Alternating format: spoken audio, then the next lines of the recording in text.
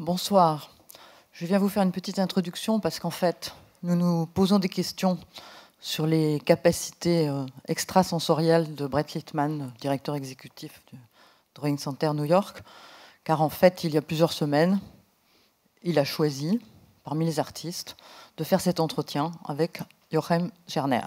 Or, nous avons décerné le prix, le 6e prix Drawing Now à Joachim hier soir. Et donc, voilà, nous nous posons vraiment de sérieuses questions sur, je ne sais pas, est-ce qu'il utilise des tarots, est-ce qu'il fait tourner des tables, je ne sais pas. Donc je voulais quand même faire cette petite introduction pour vous dire que cet entretien n'était absolument pas prévu pour être celui de notre lauréat, c'était celui d'un artiste exposant ici et qui intéressait Brett en termes d'échanges artistiques. Et que voilà, le hasard a extrêmement bien fait les choses et nous en sommes ravis parce que ça permet à l'artiste d'être immédiatement sur scène avec Brett.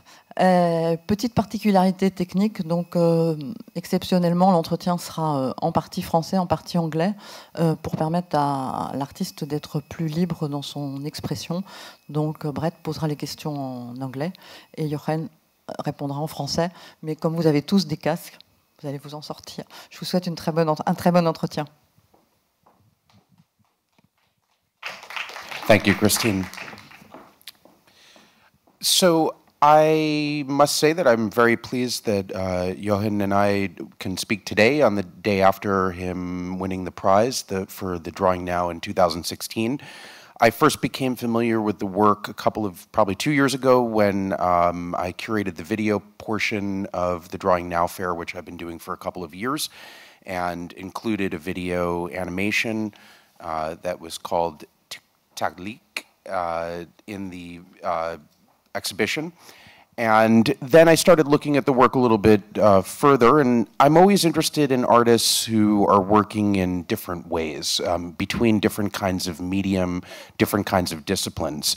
And I think we'll talk a little bit about his way of working and thinking, both as a visual artist and often sometimes as a commercial illustrator working for clients.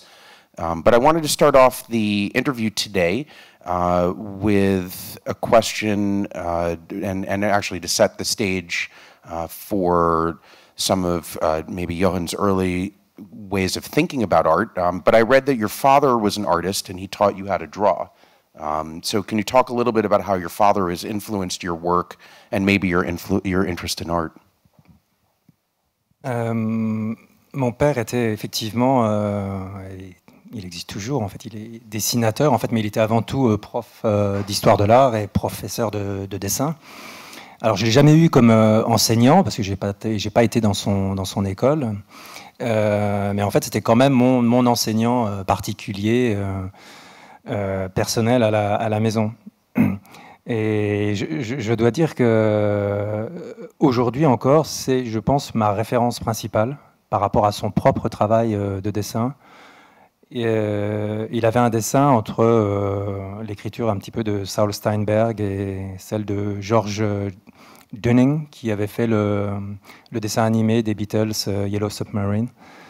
Et j'ai toujours été très fasciné par son dessin et par le naturel et l'espèce de souplesse et de droiture en même temps qu'il avait dans son dessin. Ça a été vraiment mon repère pendant toute mon enfance. Même si aujourd'hui, je ne vois plus ce qu'il fait, parce qu'il reste très secret sur ce qu'il fait, et ça me fait très peur en fait, parce que j'ai peur de découvrir énormément de choses tout d'un coup plus tard, et je pense qu'il n'ose pas trop me montrer les choses, sachant que moi-même maintenant je suis inscrit dans le dessin par rapport à des éditions spécifiques. Mais donc mon père a été une grande influence, mais aussi par rapport à ce qu'il y avait dans la maison, c'est-à-dire il y avait beaucoup de peintures, de dessins accrochés au mur, une grande bibliothèque. Et je pense que j'ai aussi bénéficié de du double apport de mes parents, puisque ma mère était lexicographe Et donc, il y avait beaucoup de dictionnaires et beaucoup de jeux avec les mots à la maison. Donc, j'étais fasciné dès le départ par l'écriture, par le potentiel des mots. Et aujourd'hui encore, c'est un petit peu ce qui m'intéresse, c'est le rapport justement qu'on peut avoir par le biais du dessin entre l'écrit et le dessin. C'est-à-dire que l'image en tant que frontière entre ces deux domaines-là. C'est ça qui m'a toujours intéressé, en fait. So I want to go to the first slide that we have here. Let me see if we can get that slide to move.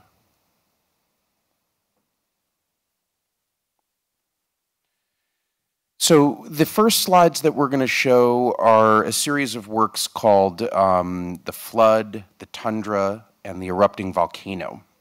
Here you've used a black background to foreground simple shapes that represent images or ideas.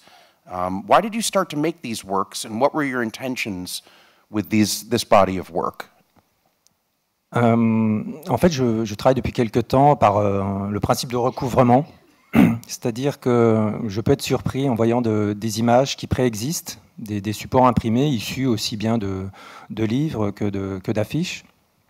Et parfois, dans la ville, je tombe sur des choses très étranges, en fait, pas forcément finalement des supports imprimés dont je peux apprécier toute la globalité, aussi bien par le dessin que par la matière imprimée, mais parfois c'est juste un détail dans l'image qui va m'intéresser et où je me dis qu'il va pouvoir y avoir la potentialité d'un aller-retour entre cette époque du support imprimé et aujourd'hui, une sorte de discussion entre finalement la nouvelle couche de dessin que je vais apporter dessus et le support ancien. Donc là, par rapport à cette série qui est très récente, j'ai travaillé avec une seule couche de peinture noire.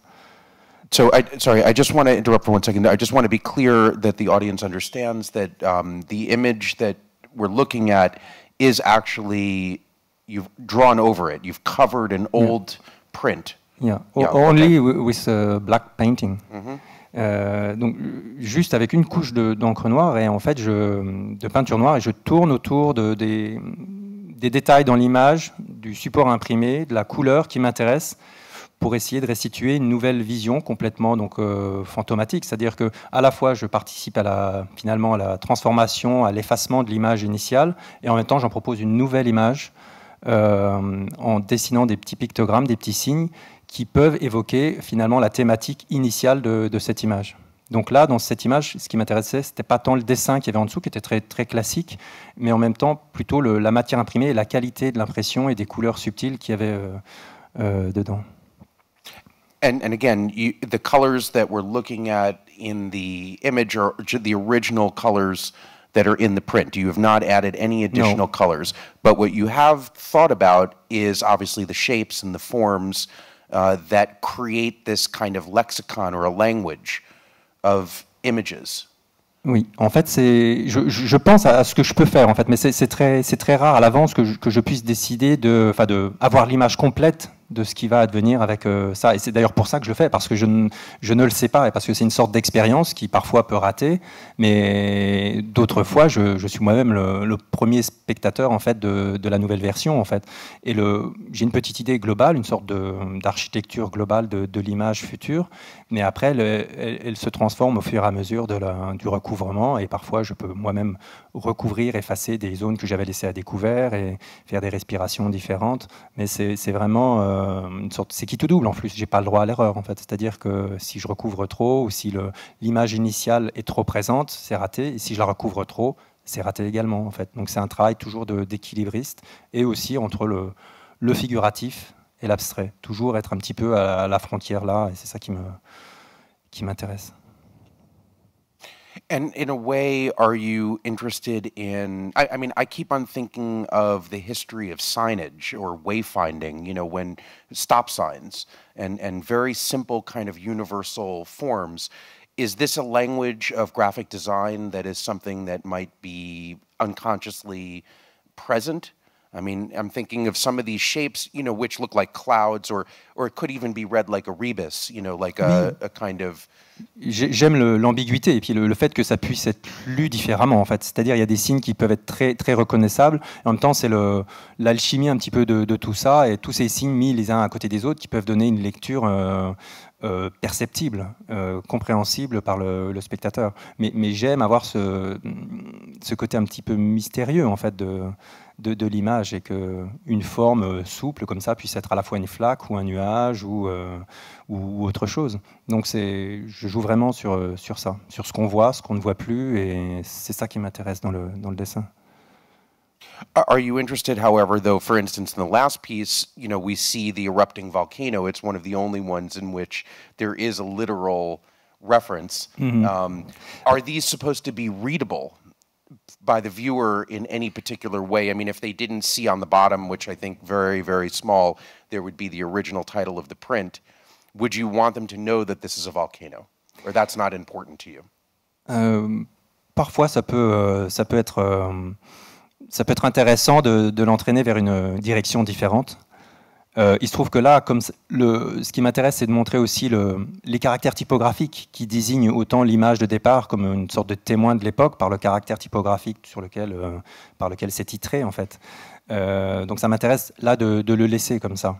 Et cette image était particulière puisqu'effectivement c'était un paysage très, très dégagé, très épuré, mais avec un seul volcan qui attirait déjà initialement toute l'attention dans la partie supérieure gauche. Donc en sélectionnant les images et même en ne dessinant peut-être pas de flammes, de toute manière on l'aurait compris comme ça avec le volcan centré à gauche. J'ai une marge de manœuvre, mais en même temps il y a certaines choses que je ne peux pas faire en fait en plus pour dévier trop l'image.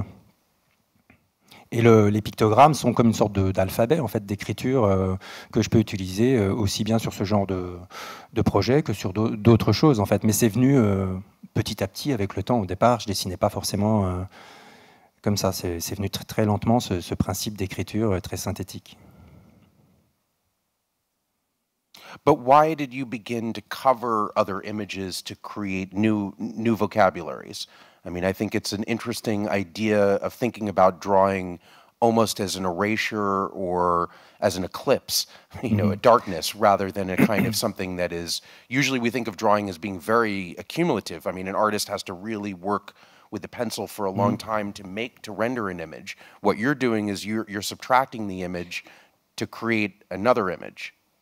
Alors, au départ, ça c'est venu un petit peu par surprise. Par accident, parce que je travaillais sur un ouvrage de Hergé, Tintin en Amérique. Et c'est en travaillant sur ce projet, sur l'écriture de cet album, que je me suis dit, pour laisser à découvert certains mots, pour mettre en avant des mots qui étaient présents dans le texte de Hergé, comment je pouvais faire. Et donc c'est comme ça que j'ai recouvert une page imprimée de la bande dessinée, en laissant à découvert certains mots. C'est-à-dire, j'ai découvert qu'il était possible d'avoir une sorte d'analyse d'une image préexistante en redessinant moi-même dessus, plutôt que de dessiner à côté, puis d'essayer de redessiner en version planche ou dessin mon analyse d'une œuvre préexistante. Je me suis dit que j'allais le faire en dessinant directement, comme une sorte à la fois de sacrilège et en même temps de piratage, en fait. Mais voilà, et c'est ça qui me semblait intéressant, d'opérer ce détournement-là sur le support même que j'étudiais. I mean, would you view these as appropriations? I mean, in the sense of, you know, let's say like Richard Prince. D'une certaine façon, forcément, il y a une forme d'appropriation, mais en même temps, je dirais pas que c'est sacrilège non plus. Alors que je sais bien qu'il y a certaines personnes qui sont très... et en plus, pour Tintin en Amérique, j'ai dû acheter des éditions anciennes qui coûtaient assez cher, parce que l'encre de Chine ne tenait pas sur les éditions récentes. Et donc j'allais dans les boutiques spécialisées à Paris, acheter des albums où il n'y avait que des collectionneurs recherchant tel album avec tel numéro de série qui coûtait très très cher. Et s'ils savaient que j'avais acheté ces albums-là pour les découper et pour dessiner moi-même dessus, ils seraient devenus fous.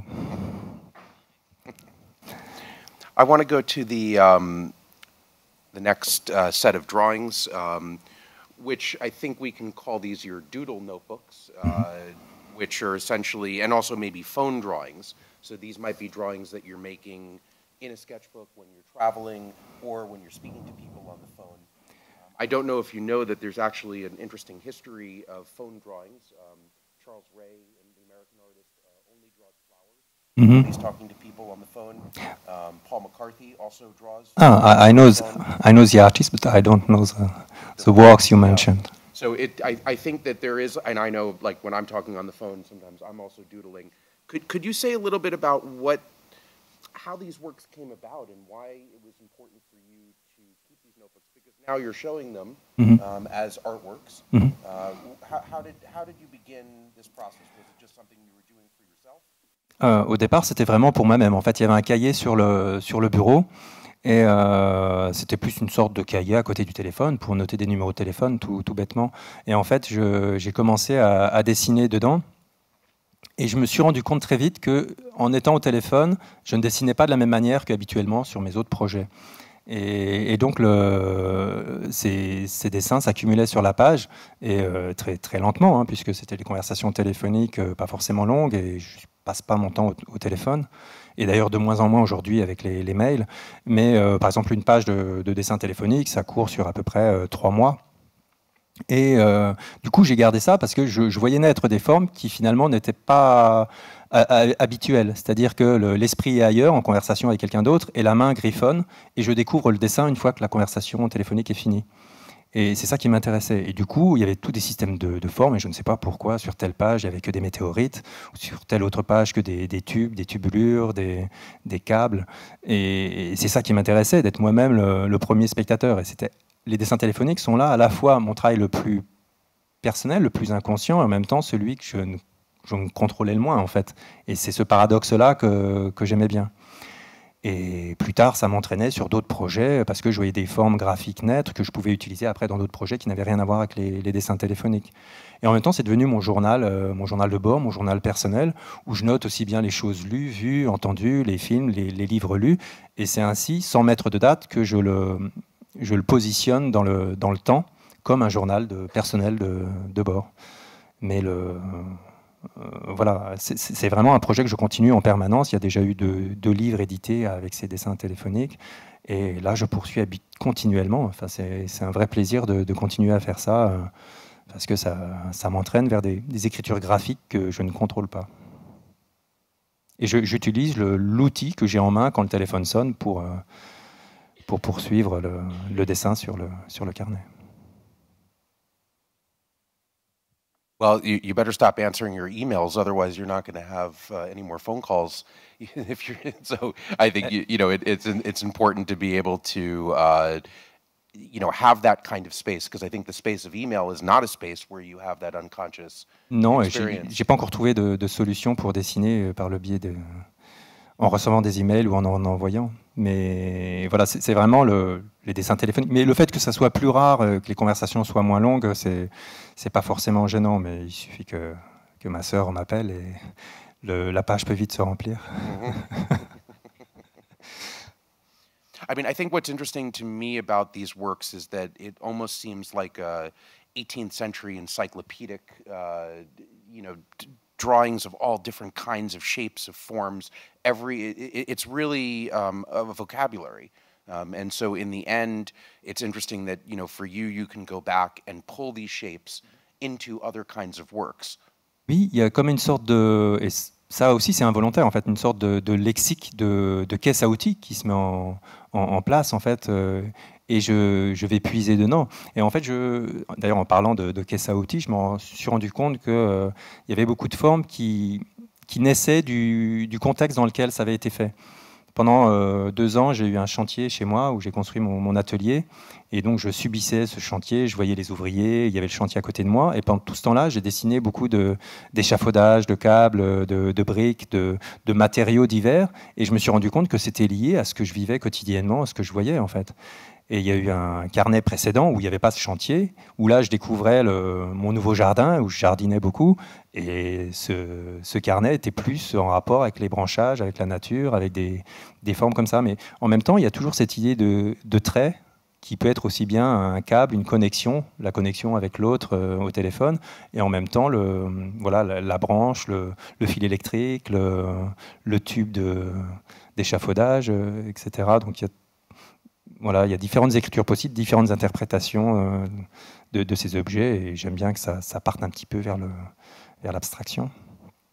Et les premiers oiseaux sont apparus aussi dans ce carnet, ce qui m'a donné aussi envie de les représenter après, plus tard, dans une autre série. So, do you ever work on a computer to draw? Alors, j'utilise l'ordinateur uniquement pour mettre en couleur des dessins que je peux avoir à faire pour des dessins de presse. Car auparavant, je dessinais pour des journaux comme Le Monde, Libération, et là, j'expérimentais aussi beaucoup en faisant des peintures, travaillant au crayon de couleur ou des choses comme ça, mais avoir un délai très très court, si on m'appelle à 15 heures et qu'il faut faire rendre un dessin pour 19 heures pour un journal, c'est très difficile d'utiliser de la peinture, on a très très peu de temps, et certaines techniques comme les crayons de couleur ou des choses comme ça ne se prêtent pas à une impression, par exemple sur un journal comme Le Monde, en fait, parce que c'est toujours très flou, très, très différent. Donc à un moment donné, je me suis dit que moi je ne quittais pas le papier, de toute manière je dessine au papier, à l'encre de Chine, sur le papier, mais que la mise en couleur pourrait se faire à l'écran, et là, avec ce principe-là, il y avait toujours le respect plus ou moins cohérent des couleurs initiales que j'avais choisies. Il y a rarement de surprise en voyant l'impression après, c'est ce que m'apporte le numérique. Mais après, je n'ai pas d'envie particulière de dessiner sur tablette graphique ou voilà. Well, the reason why I asked is, I mean, two points, and you've brought up some of the other kind of work that you do for Le Monde and some of the illustration work.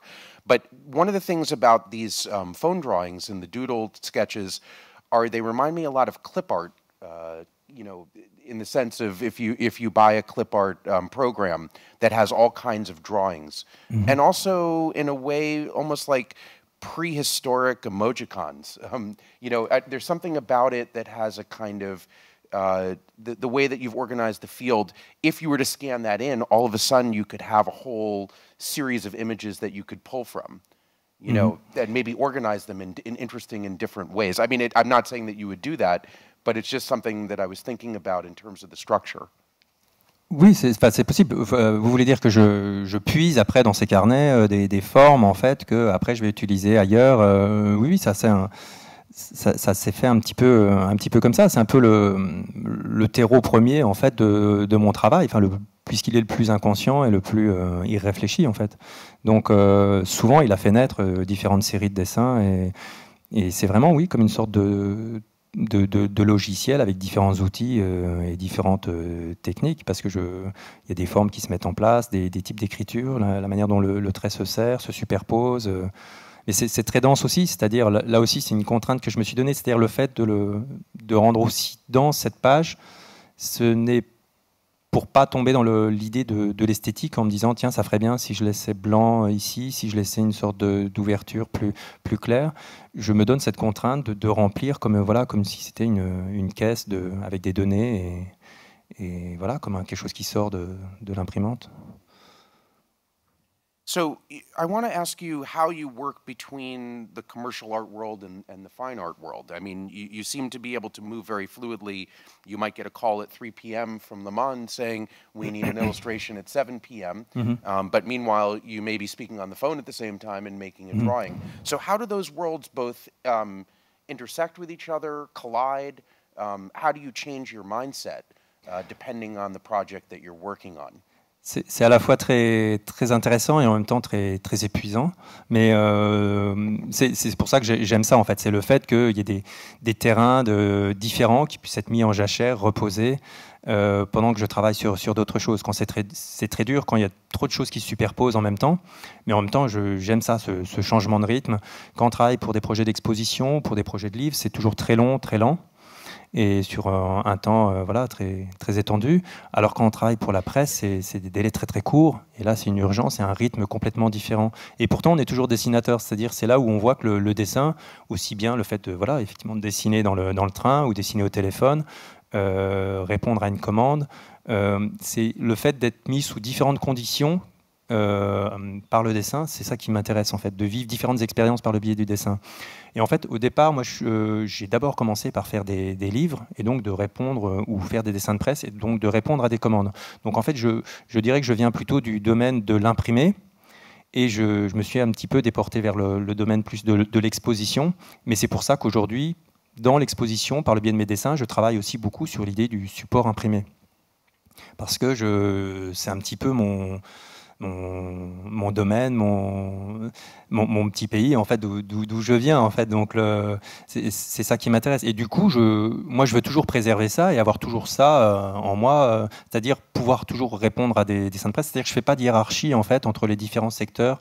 Je trouve aussi enrichissant de répondre à une commande. Et même, c'est presque, comment dire, très intéressant parce qu'il y a une sorte de protocole qui se met en place. Il y a des contraintes.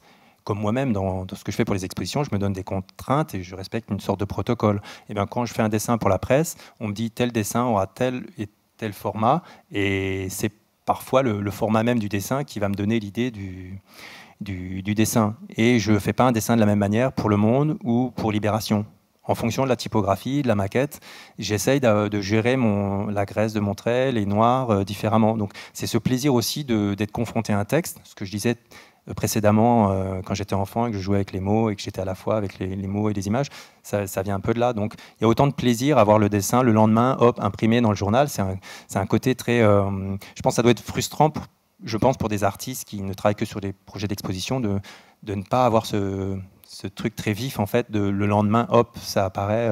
C'est presque un petit peu magique et ça, je veux le garder. Donc c'est ces rythmes-là et voilà, tout m'intéresse. Il n'y a qu'une seule chose qui ne m'intéresse pas du tout, c'est le dessin pour la publicité, en fait.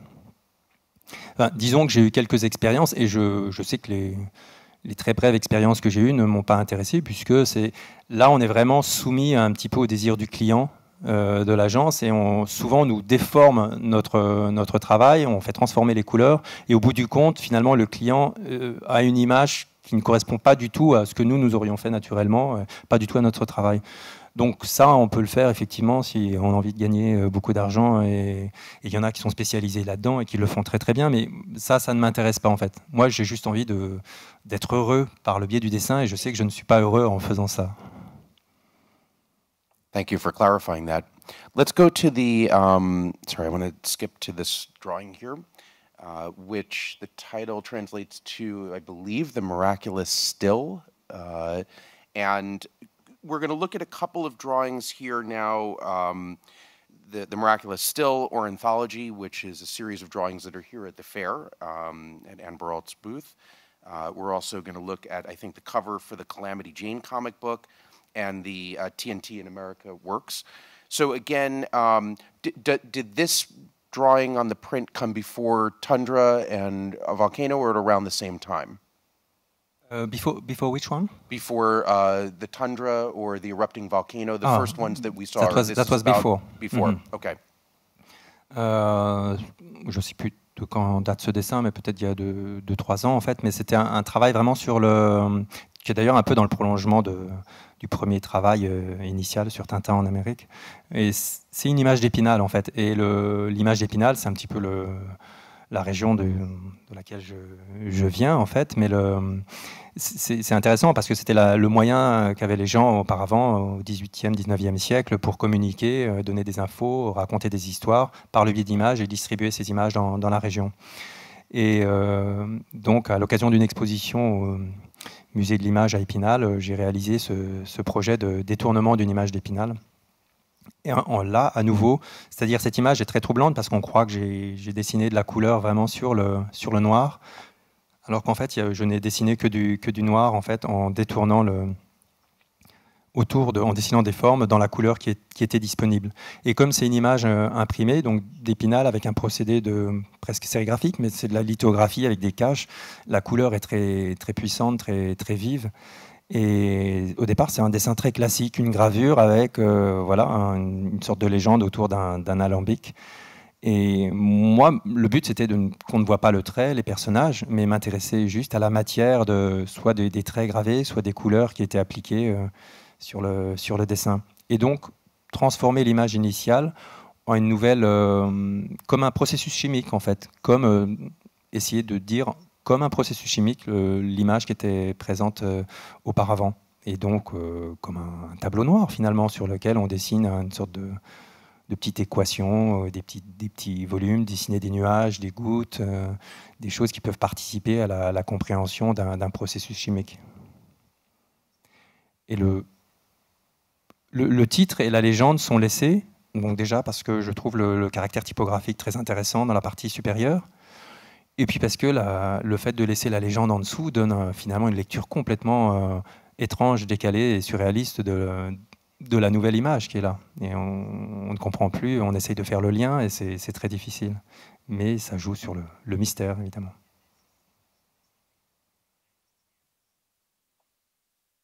So let's take a look at some more recent works, the Ornithology series. Can you describe the origin of this series, which these are all hand-drawn on paper? There's no covering, there's no pre-existing image, so these are freehand drawings. And serial, I don't know how many you've made, there are probably about 30 here. 21. 21, okay, so only 21. So can you say a little bit about how this series began? Alors j'achète beaucoup des cahiers de différentes formes, avec différentes natures de papier. Et ça, c'est des cahiers anciens que j'avais trouvés dans une petite boutique indienne, des cahiers scolaires en fait, mais avec une qualité de papier très intéressante, très fragile en fait, très cassante, mais du coup qui permettait d'avoir une sorte de noir très particulier avec de l'encre de Chine indienne aussi d'ailleurs, je m'en rends compte, et qui est de l'encre de Chine qui est utilisée par les tatoueurs parce que c'est un noir très profond. Mais sauf qu'elle a la particularité de sécher très vite. Et je ne peux pas m'absenter quand je fais un dessin comme ça, mais je dois aller très vite avant que le pinceau sèche. Et là, en fait, c'était... donc il y a quand même l'idée d'un support imprimé, puisqu'il y a les lignes du cahier qui sont là et qui permettent de fixer déjà une première grille, en fait. Mais ces dessins sont nés, en fait, dans mon atelier, en regardant par la fenêtre, tranquillement. Je voyais, il y a plein d'oiseaux, en fait, puisqu'il y a un jardin. Et je me suis mis à faire du dessin d'observation, chose que je ne fais plus du tout depuis très longtemps et que j'ai très peu fait, finalement. Mais là, ça m'intéressait de choisir cette thématique-là et d'utiliser ce procédé du dessin d'observation pour après dériver vers quelque chose de complètement différent. Par exemple, sur cette planche, en fait, on voit que c'est vraiment des caractères presque typographiques, ça devient des signes, les oiseaux. C'est-à-dire, les oiseaux souvent sont perçus comme oiseaux parce qu'on les voit dans le ciel et parce qu'il y a des ailes en fait, alors que finalement quand ils sont dans le ciel ils sont très fugitifs et c'est très difficile de les dessiner comme ça. Et quand ils sont posés ainsi sur un toit ou sur une branche, finalement ils peuvent devenir très vite abstraits, avoir une forme un petit peu molle comme une sculpture de Hans Arp. Et ça m'intéressait de les confronter à des formes géométriques simples, abstraites, mais qui pouvaient être lues différemment et interprétées suivant une certaine direction en fonction du titre que je pouvais donner au dessin et par le fait d'être confronté à des oiseaux. Donc, comment des cercles, des formes géométriques peuvent donner un soleil, un astre, ou des toits, ou une mare, etc. Comme là, un petit lac, ou des choses comme ça. Mais j'aime bien être toujours à la frontière entre le figuratif et l'abstrait. Well, and also here, looking at these works, I started thinking of the birds also as maybe fonts or language. I mean, again, that slippage in your work between symbols and universal symbols and maybe even the language of graphic design. But in some ways, I almost read this like a logo.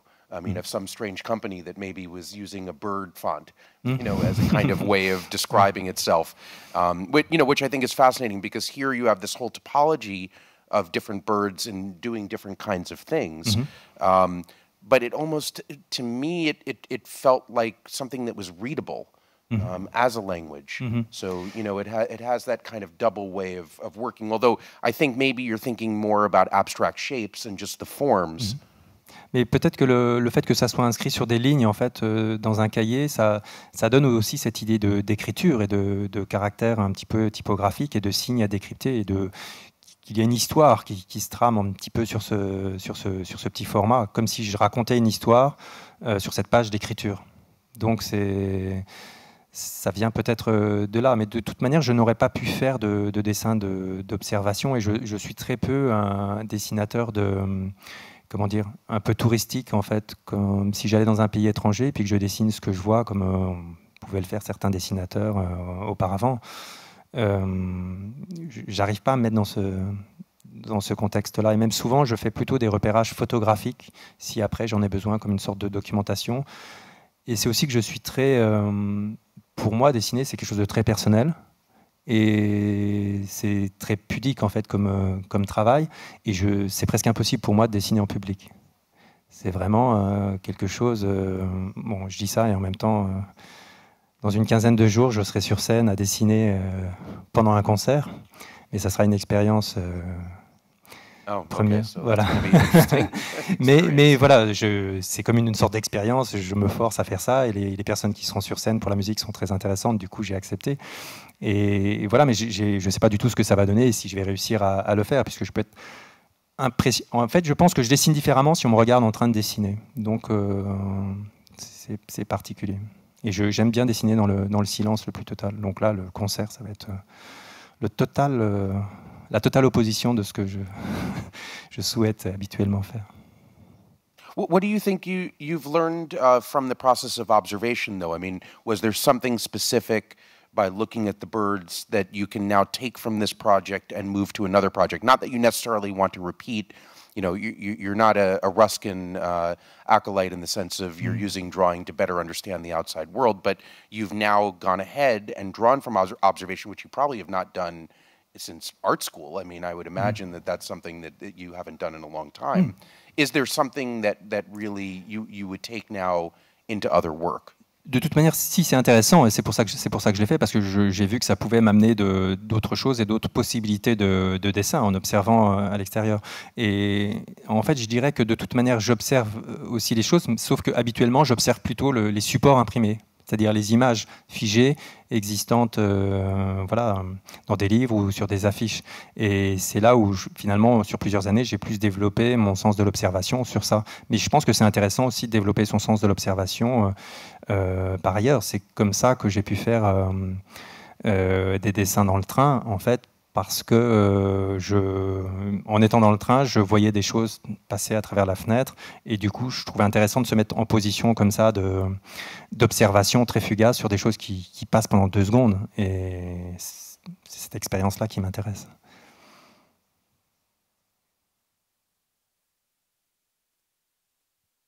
Let's move to 2 other projects, the Calamity Jane cover, and then also I think a page from the first covered project, the TNT in America.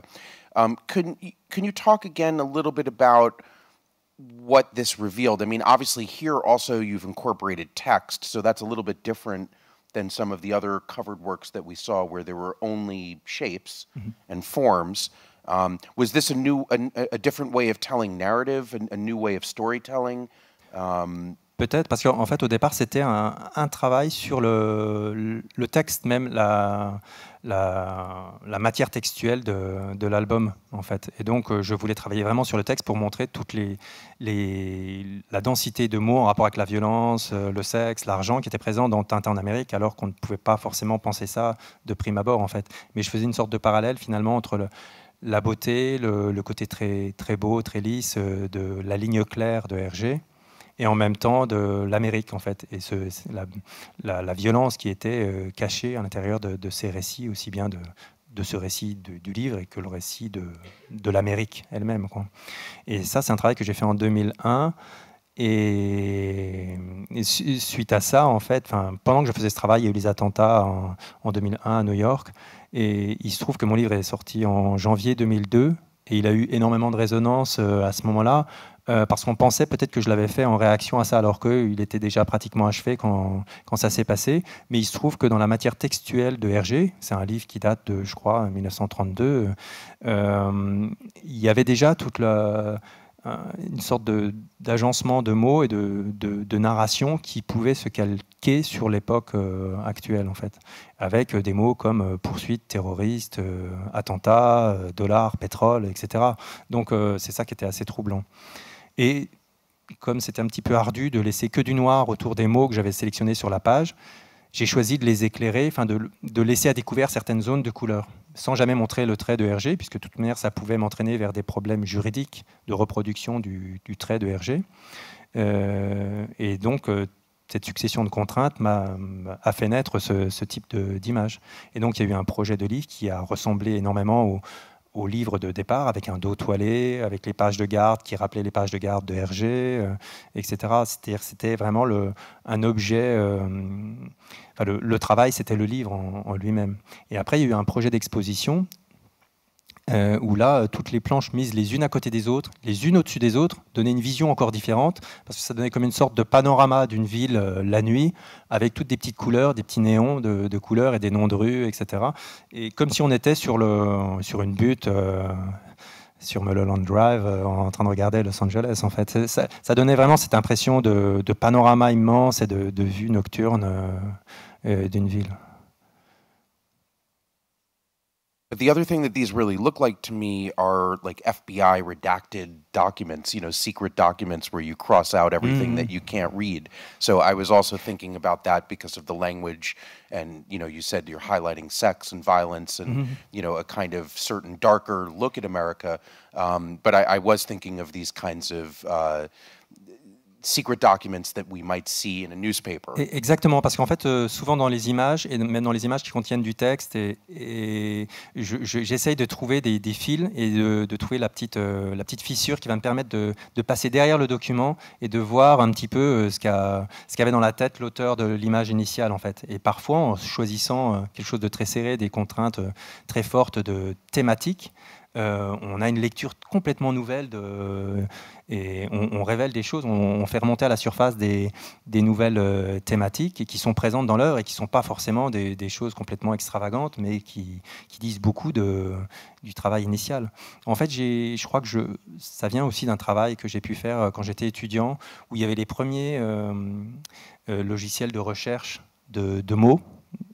Et en fait, avant même donc l'invention d'Internet, où je choisissais tel mot dans tel corpus, par exemple, de Flaubert, et on voyait comment Flaubert avait utilisé tel mot dans le contexte d'une phrase, et ça sortait. Alors aujourd'hui, ça paraît complètement commun, en fait. Mais à l'époque, j'avais tout un listing qui sortait, et du coup, ça révélait des choses complètement étranges sur l'utilisation d'un mot que peut-être même Gustave Flaubert n'avait pas vu, avec des tics et des récurrences de langage, et des choses complètement...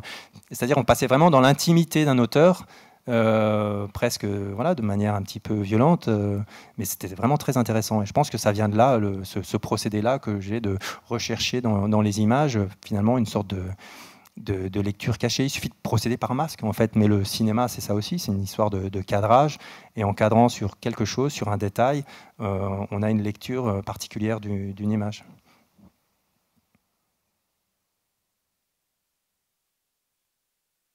I think in terms of time, I want to talk about one last body of work, which is very different and I think points to some other ideas that you may have. Again, based on source material, but very personal source material. Correct me if I'm wrong, but these are photographs that your grandmother took, maybe kind of banal images of the French seaside, and she found them a couple of years after maybe your grandfather passed away, and now they're in your possession, and you've decided to cover them and draw on top of them and to create a new kind of image. So can you talk a little bit about this series and how you started it and what your feelings were about this body of work? Effectivement, c'était des photographies que j'ai découvertes après le décès de ma grand-mère, en fait, et c'est par la date qui était inscrite derrière, des petites photos de vacances toutes simples de bord de mer du côté de Hyères, que j'ai découvert que c'est des photos qu'elle avait prises pour son premier été seul, en fait, puisque c'était 3 mois après le décès de son mari, donc mon grand-père, en 1983. Et il y avait un côté très, très maladroit. En fait, on voit que l'horizon n'est pas forcément très droit. Et j'avais cette idée que c'était un travail photographique à la base, une sorte de photo où elle regardait l'horizon, où il n'y avait pas grand-chose, juste l'horizon et quelques baigneurs qui n'étaient même pas des amis à elle, en fait. Et du coup, c'était la première fois, plus ou moins, que je travaillais sur vraiment une photographie pellicule, en fait, je veux dire argentique, en travaillant l'encre de Chine et au lavis sur sur la zone de bord de mer en noir, et puis sur la zone maritime avec des traits horizontaux, en laissant toujours à découvert soit l'écume, les baigneurs ou les bateaux. Et du coup, d'avoir une sorte de série de petites images un peu mélancoliques, un peu sur le deuil et sur ce que me disaient ces images. En même temps, il y avait un travail vraiment un petit peu dur, puisque ces photos, je n'allais pas les revoir, puisque je les recouvrais moi-même.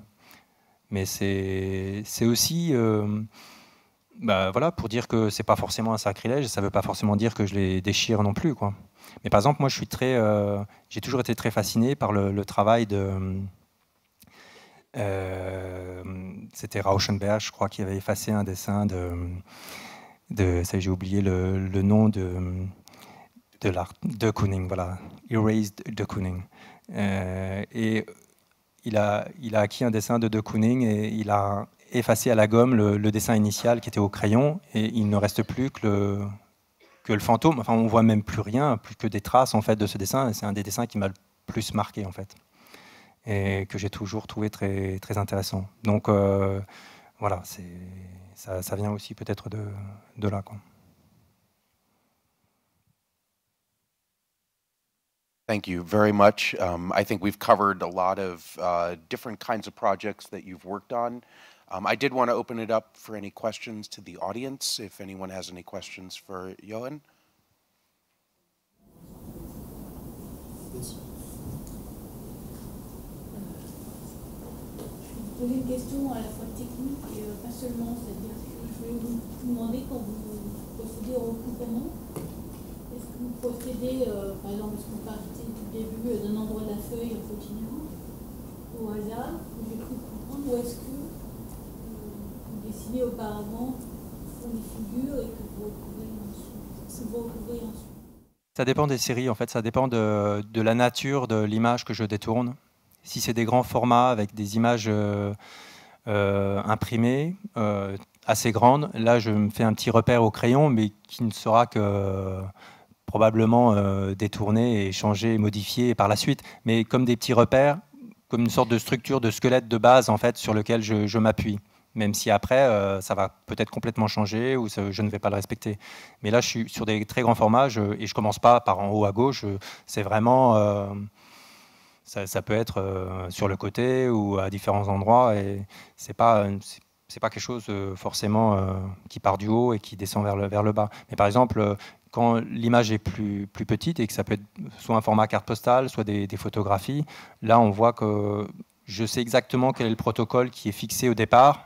Et je sais que telle zone sera en noir, telle zone sera avec des lignes horizontales, etc. Et j'applique le procédé, puisque généralement, c'est des séries. Donc, je l'applique, et puis parfois, finalement, ça ne marche pas, et l'image ne me convient pas, et c'est raté. Mais je vais au bout du procédé pour respecter la logique que j'ai de chacune des séries, en fait. Oui, parce qu'on a l'impression que c'est très composé et très rythmique. Ça devient rythmique un petit peu comme une partition, mais c'est pas forcément voulu en fait. J'arrive pas à contrôler ça comme une sorte d'harmonie pré-réglée à la base en fait. Enfin, c'est vraiment c'est un petit peu incontrôlé en fait ça. Et quand j'ai une idée de série, j'imagine ce que ça peut être, mais en fait c'est rarement ce que j'imaginais que ce serait. En fait, j'y vais plus comme une sorte de chercheur qui va essayer de découvrir quel va être le résultat de l'expérience, en fait.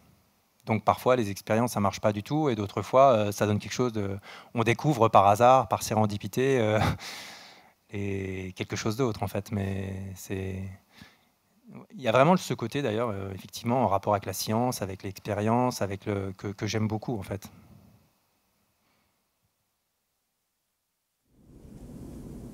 Any other questions? Yes.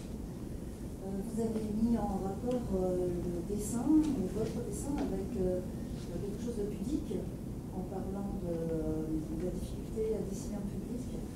Est-ce que vous avez analysé ça? Est-ce que ma question est peut-être impudique aussi? Est-ce que c'est impudique de vous poser la question? Non, je pense que c'est plus c'est pas forcément une histoire qui doit aller chercher dans la psychanalyse ou quelque chose comme ça, mais c'est plus une histoire de concentration, je pense.